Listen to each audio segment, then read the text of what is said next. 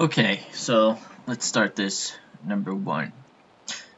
So we don't need to actually use any R, all the information in here is fine. So does SIBS have the expected effect? Well, what is the effect of SIBS? Well, the effect of SIBS is determined from its coefficient. So this is its coefficient. So SIBS have a coefficient of 0.094. What would you expect would happen if you had more brothers and sisters? Would having more brothers and sisters make you go to school for longer, or to go to school for a less amount of time? So, you could think about this. Hard to come up with an exact answer. I would think siblings would probably help, depending on the amount, actually. Like 1 or 2, kind of example, some friendly competition. So that's what I would think. So first explain, what you would think, and then why it's different. So what siblings is actually doing is it's actually doing almost nothing. So 0.094 is almost like zero-ish for what we're talking about. Because it's basically like every 11 siblings you'd have is going to affect your education. So that's a lot of siblings, to make any effect. So it's kind of like not that important. And any effect that it does have, even if it's small, is negative. So basically, its effect is that more siblings means less education. By a small degree, right? So it takes about 11 siblings to get 1 less year of education, but this is the effect. More siblings, less education. So, think about what you would expect it would happen. Is that what's actually happening? So just explain that. Okay, so how much does SIBS have to increase to reduce predicted user action by 1 year? So what this whole equation means is if I had 1 sibling, I multiply that by this, and that's how much it affects my years of education. So this number, well, it's just that, right? So 1 sibling is going to reduce my years of education by about 0.1.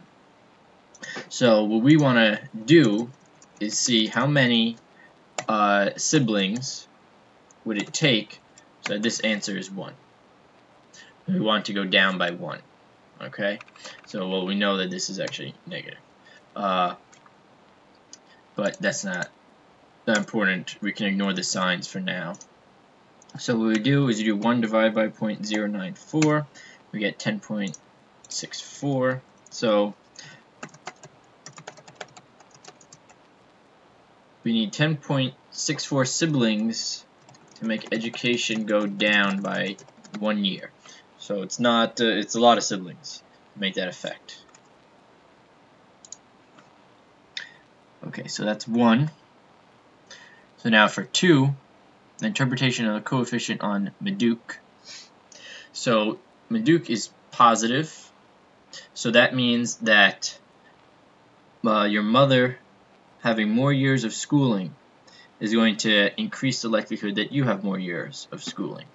Okay, because this number is positive, 0.0131.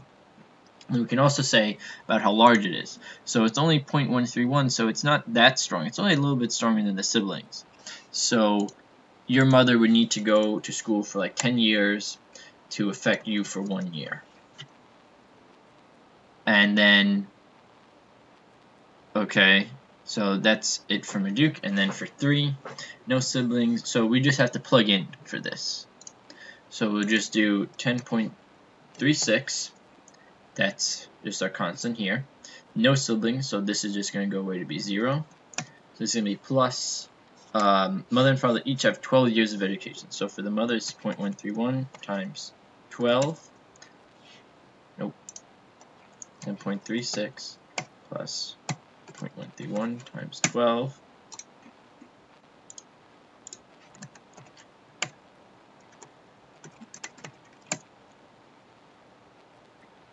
Okay, and then the father also has 12 and his coefficient is 0.21.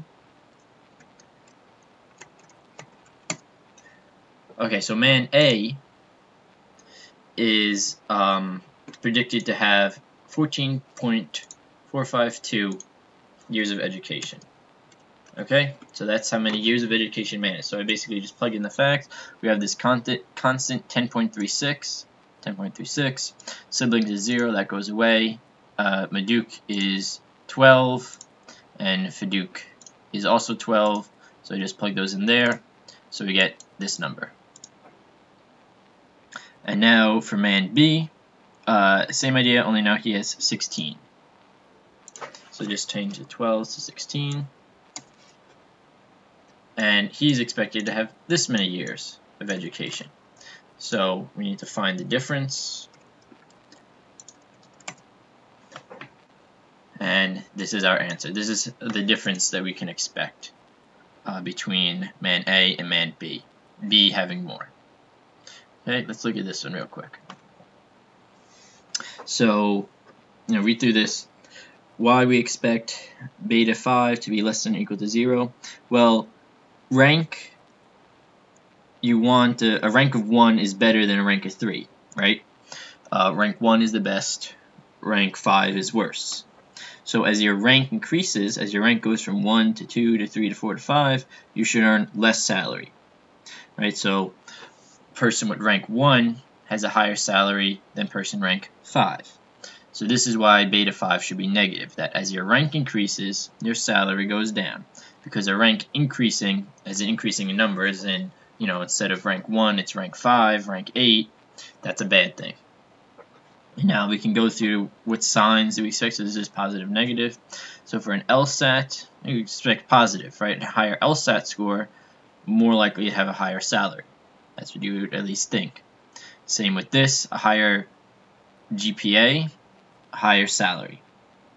And LibVol, which is a number of volumes in the law school library, probably also think higher salary is what you'd get. Because, there's all these, you can become better educated because the law school has more books and stuff. And then the annual score, probably also positive.